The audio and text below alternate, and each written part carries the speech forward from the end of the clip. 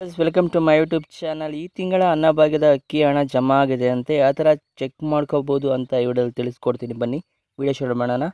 ಬಿದ್ದಿದ್ರೆ comment ಮಾಡಿ S ಅಂತ, ಇಲ್ಲಾಂದ್ರೆ ನೋ ಅಂತ ಕಮೆಂಟ್ ಮಾಡಿ. ಅನ್ನಭಾಗ್ಯ ಯೋಜನೆ ಸ್ಕೀಮ್ ಸ್ಟಾರ್ಟ್ ಆಗಿ ಆಲೇ ಜಾಸ್ತಿ ತಿಂಗಳಾಯಿತು.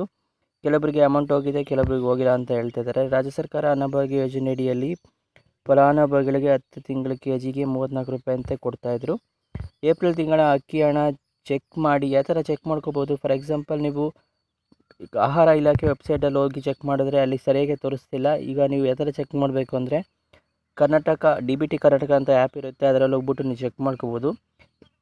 BPL ಕಾರ್ಡ್ ಮತ್ತು ಅಂತ್ಯೋದಯ ಕಾರ್ಡ್ ಹೊಂದಿರುವ ಫಲಾನುಭವಿಗಳಿಗೆ ದಾಸೋಹ ಧಾನ್ಯ ಜೊತೆಗೆ ಉಚಿತವಾಗಿ ಹಣ ಕೂಡ ಲಭ್ಯವಿರುತ್ತದೆ. ಈಗಾಗಲೇ ಅನ್ನಭಾಗ್ಯದ 680 ರೂಪಾಯಿ ಹಣ ಬ್ಯಾಂಕ್ ಖಾತೆಗೆ ನಿಮ್ಮ ಗಮನಿಸ್ಬೋದು. ಗೃಹಲಕ್ಷ್ಮಿ ಯೋಜನೆ 8ನೇ ಕಂತಿನ ಹಣ ಕೂಡ ಬಂದಿದೆ. 30ನೇ ತಾರೀಕಿನ ಒಳಗಾಗಿ ಹಂತವಾಗಿ ನಿಮಗೆ ಅಮೌಂಟ್ ಬರುತ್ತೆ.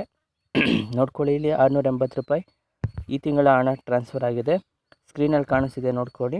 ನಿಮ್ಮ ಖಾತೆಗೆ ಹಣ ಬಂದಿಲ್ಲ ಅಂತ ಸರ್ಕಾರ ಪರಿಹಾರ ಕೊಟ್ಟಿದೆ. ಏನಂತ ನೋಡ್ಕೊಳ್ಳಿ. ಈಗಾಗಲೇ ರಾಜ್ಯದ ಎಲ್ಲ ಫಲಾನುಭವಿಗಳಿಗೆ ಹಣ ಬಿಡುಗಡೆ ಮಾಡಲಾಗಿದ್ದು, ಸರಿಯಾಗಿ ಮ್ಯಾಪಿಂಗ್ ಆಗಿಲ್ಲದೆ ಇರ್ಬೋದು, ಏನೋ ಸಮಸ್ಯೆ ಇರ್ಬೋದು, ತಾಂತ್ರಿಕ ಸಮಸ್ಯೆ ಇರ್ಬೋದು, ಈ ಥರ ತುಂಬ ಇದೆ. ಎಲ್ಲ ದಾಖಲೆ ಸರಿ ಇದ್ದರೂ ಕೂಡ ಮತ್ತೊಮ್ಮೆ ಪೋಸ್ಟ್ ಆಫೀಸ್ನಲ್ಲಿ ಒಂದು ಹೊಸ ಖಾತೆಯನ್ನು ತೆರೆಯುವುದು ಉತ್ತಮ.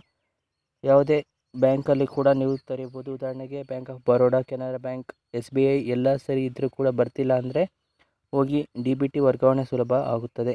ಓಕೆನಾ? ಈ ವಿಡಿಯೋ ಇಷ್ಟ ಆದರೆ ಒಂದು ಲೈಕ್ ಮಾಡಿ. ಇದೇ ರೀತಿ ನೋಡಿದರೆ ಯಾವ ಥರ ಚೆಕ್ ಮಾಡ್ಕೋಬೋದು ನೋಡ್ಕೊಳ್ಳಿ.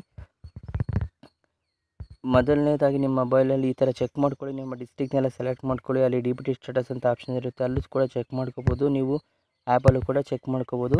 ವಿಡಿಯೋ ಇಷ್ಟ ಆದರೆ ಒಂದು ಲೈಕ್ ಮಾಡಿ. ಇದೇ ರೀತಿ ನೋಡ್ತಾರೆ. Thank you for watching this video. Take care, bye.